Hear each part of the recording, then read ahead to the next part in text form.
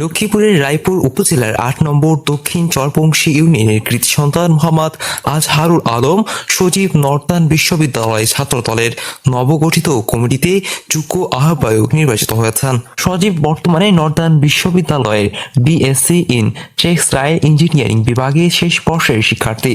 দীর্ঘদিন ধরে তৃণমূল পর্যায়ে ছাত্র রাজনীতির সঙ্গে সম্পৃক্ত থেকে ওয়ার্ড, ইউনিয়ন, উপজেলা ও কলেজ পর্যায়ে বিভিন্ন সাংগঠনিক দায়িত্ব পালন করেছেন।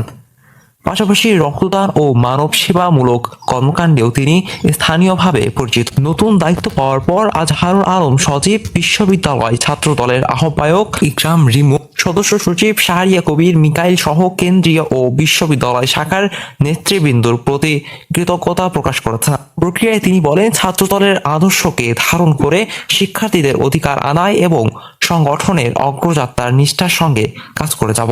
এদিকে এ অর্জনে ৮ নম্বর দক্ষিণ চরপংশী ইউনিয়ন বিএনপি, যুবদল, স্বেচ্ছাসেবক দল, কৃষক দল ও শহীদ জিয়া পরিষদের পক্ষ থেকে শুভেচ্ছা ও অভিনন্দন জানানো হয়েছে। আব্দুল আল জাকারিয়া, ডেস্ক রিপোর্ট, চেকপোস্ট।